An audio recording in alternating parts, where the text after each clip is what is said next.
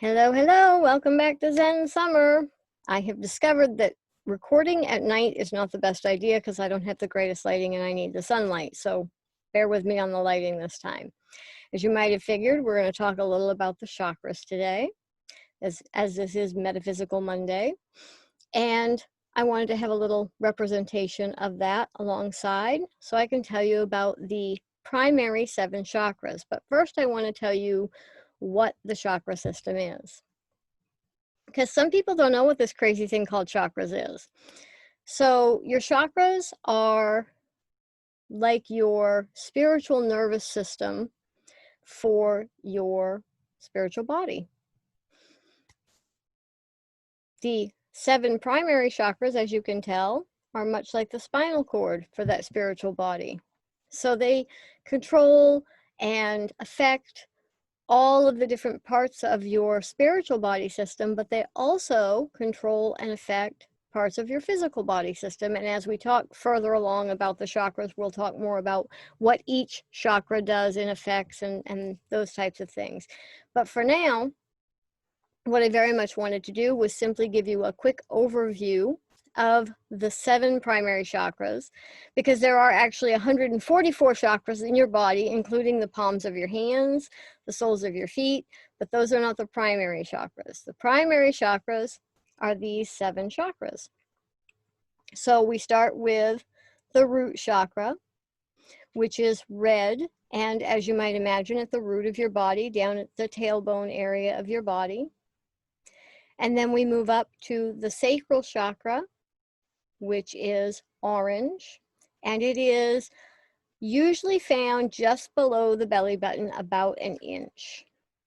And then you have the solar plexus chakra, which is where you might imagine at the solar plexus. If you don't know where your solar plexus is, find the bottom of the center of your ribs. That's your, where it just meets your belly, that's your solar plex. So that's your solar plexus chakra. And then we have the heart chakra, which is green, and that is where we picture our heart, even if that is not where our physical heart actually is. Then we have, as I can do the rest on myself, the throat chakra, which is at your throat, and it is blue. We have the third eye chakra, which is the center of your forehead, where you might imagine you might have a third eye, and it is indigo, which is kind of a really dark blue or a blue-purple kind of mix. And then you have the crown chakra, and it is violet. Although some people picture this as white. And we often picture this as where the white light comes in. And as you might imagine, the crown chakra is your connection to spirit, as your root chakra is your connection to earth. So what are these crazy chakras? Let's talk a little about them, some basics. Your root chakra, as I said, is red and found at the bottom of the body, or at the bottom of the sitting body, so at your tailbone area. And that is your safety, your security, your connection to earth, your balance, your spiritual balance, although it might have some with balance as well, your physical balance as well, but it is your spiritual balance. It is your feeling of being nurtured and being taken care of and knowing that you have enough. The sacral chakra, which, like I said, is about 1 inch to 2 inches below your belly button, depending on how much area you have below your belly button. Some people have longer area in there, some have shorter. So somewhere halfway between your belly button and your genitals is your sacral chakra. And it is orange, and it is your ability to enjoy life, your pleasure center. It's where you find joy and happiness. And both of those lower chakras have different things to do with sexual pleasure as well. Well, sexual pleasure comes from your sacral chakra. Sex as a matter of procreation comes from the root chakra. So there's different things in there as well for that. The solar plexus chakra, which is yellow, and as I told you where your solar plexus is, center of the body, it is your self-confidence, self-worth, self-value. It is the power you have within you that you are able to bring into the world. Now, if that's out of balance, just as it was anything else is out of balance, if that's out of balance, you may not feel that power, or you may be overpowering. So we'll talk about balance in these chakras later on, but that is basically what that chakra is. It is about the power in the self. It is about self-confidence, self-value, self-esteem. And then we have the heart chakra, right in the center of the chest. And it is green, and it is the center of unconditional love. It is also the connector for the bottom 3 chakras and the top 3 chakras, because the bottom 3 work together, the top 3 work together, and then all 7 work together through the heart chakra. The heart chakra is unconditional love. It is your desire to be something bigger, to do something bigger, to help others, to help animals, to help plants. All of that comes from the heart chakra. It is also an area where you might experience some overpowering or powerful feelings. Your feeling of self-value and self-worth can also come into play from the heart chakra, because you have to give yourself self-love, and that comes from the heart chakra. And then we have the throat chakra. This for me has been in and out of balance many times over the years. Your throat chakra is your ability to be creative. It is also your ability to speak your truth. But that's why creativity also comes here, because it is speaking your truth in the form or fashion that is most comfortable for you. Now, some people don't have a well-balanced throat chakra, and they speak too much. That would be me sometimes. Some people don't have a well-balanced throat chakra, and they don't know how to speak up for themselves at all. And that has been me before too.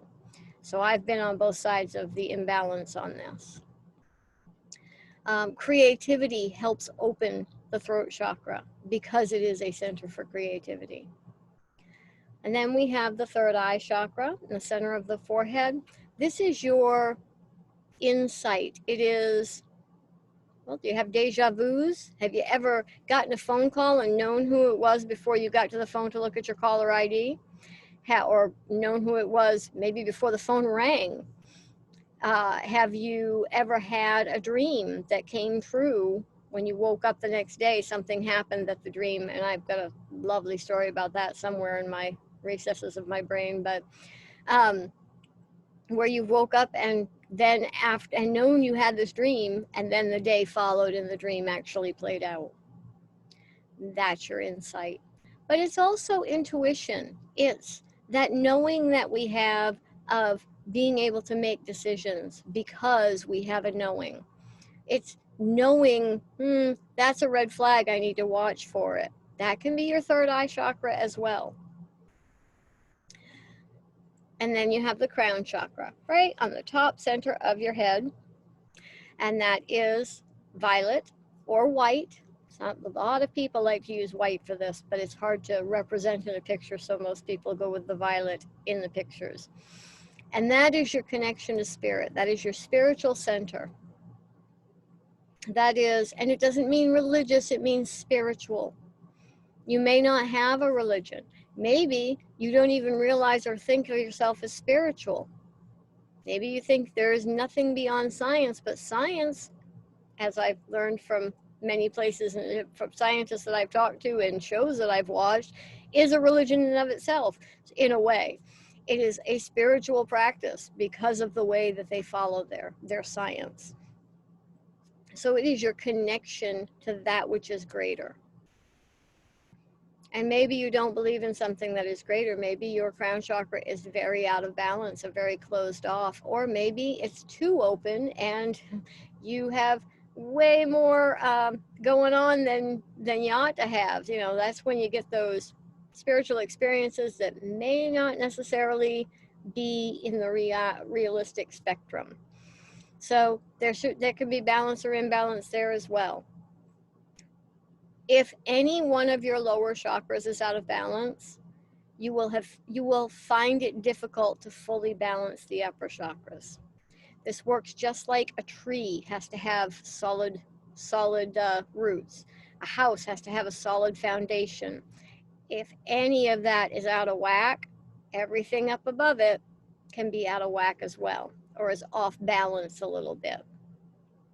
If your foundation on your house is crooked, off balance, your roof is probably going to be a little off balance.